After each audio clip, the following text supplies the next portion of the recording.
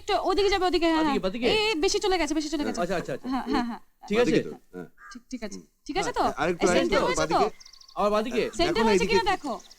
হ্যাঁ ঠিক আছে, হ্যাঁ ঠিক আছে, দেখে নিন, ঠিক আছে। দেখে নিন। হ্যাঁ বাঁধো। রেনময় হ্যাঁ। আজ দুপুরে খেয়ে যাবে। খাবো মানে?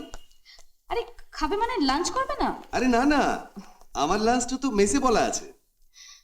রোজ না হয় মেসে খাও, আজ আমার সঙ্গে খাবে। এসো। ঠিক আছে। মৃন্ময়, মৃন্ময়, আসছি মাসিমা। এসো এসো এসো এসো এসো মৃন্ময়, বসো বসো। বসো।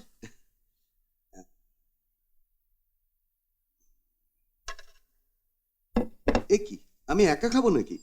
মাসিমা আপনারাও বসুন। তুমি একাই খাও, মা তোমার সামনে বসে খাবে না। তাহলে তুমি বসো। যেটা বলা হচ্ছে শোনো না, খাও। শোনো, তোমার নিরামিষ খেতে অসুবিধা নেই তো? আর না না, মফস্বলের ছেলে, আলু পটল কুমড়ো ঢেঁড়স খেয়েই তো বড় হয়েছি।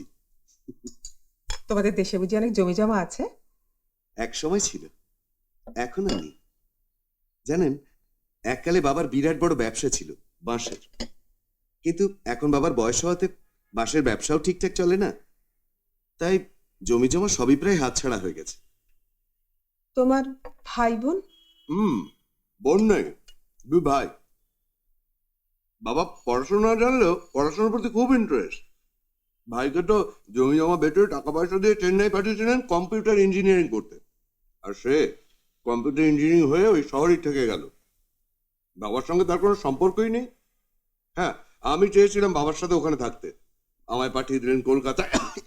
ও মা, ব্যাস ব্যাস ব্যাস, আর দিতে হবে না। কেন?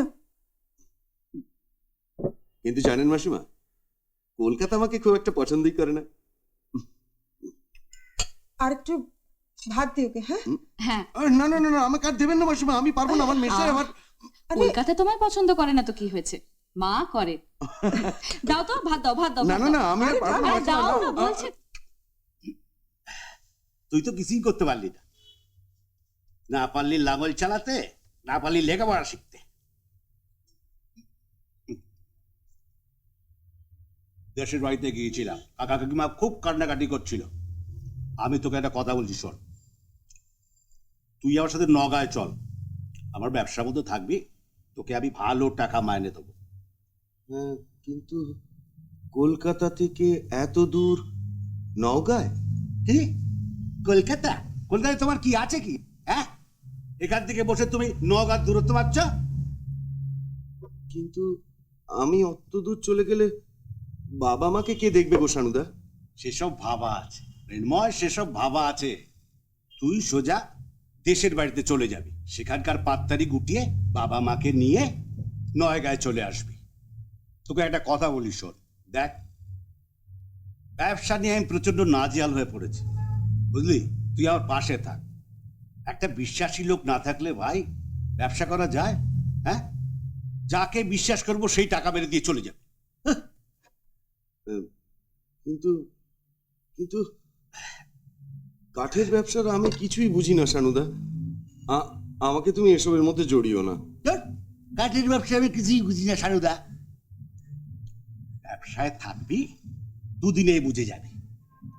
এই দেখ, এই তো তুই তো বলছিলি, এই যে তোর মাস্টার মশাই সারা জীবন তো ছাত্র পড়ালেন, কিন্তু এখন চায়ের দোকানে কিছু জানতেন? দেখতো, তিনজন বুড়ো মিলে কি সুন্দরভাবে একটা ব্যবসা চালাচ্ছে, আর তুই একটা চালু ব্যবসা চালাতে পারবি না? আরে বাবা, কমসে কম তুই আমার ব্যবসার হিসেব পত্র তো দেখতে পারবি নাকি?